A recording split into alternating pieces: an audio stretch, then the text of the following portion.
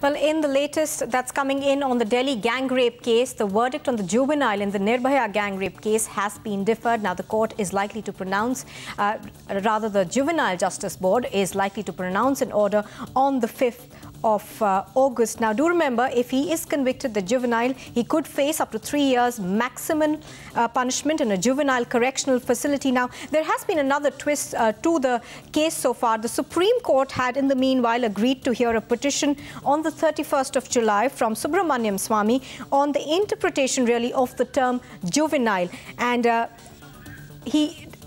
on the interpretation really of the term juvenile, and he'd also, the court had said, that the Supreme Court, that the Juvenile Justice Board be informed that the Supreme Court is seized of the matter and could now hear it on the 31st of July. That perhaps is the reason why this order has been deferred. Meenakshi is on the phone line with the details. Meenakshi?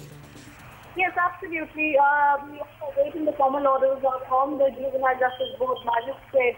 But you rightly pointed out, the Supreme Court very much is seized of this matter, and the matter Dr. Subramaniam Swamy's plea pertaining to the juvenile accused in the Delhi gang rape case would become infructuous if at all the Juvenile Justice Board magistrate were to go ahead and pass orders on the same today. So out of regard for the apex court of the country, there is a very distinct possibility of the magistrate keeping orders extended or adjourned till and unless the opinion of the Supreme Court on Dr. Swamy's petition about the term of juvenile and aspects of the case pertaining to the Delhi gang rape case have been really adjudicated upon by the Supreme Court.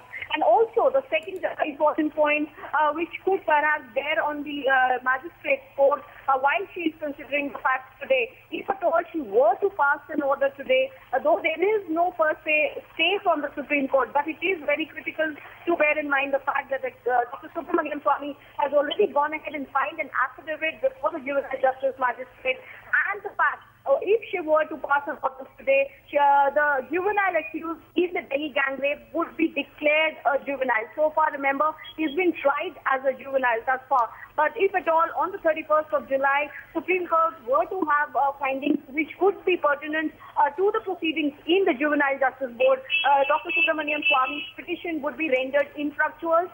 So in these facts, there is a very distinct possibility of the magistrate keeping her adjourned or orders adjourned till a further date.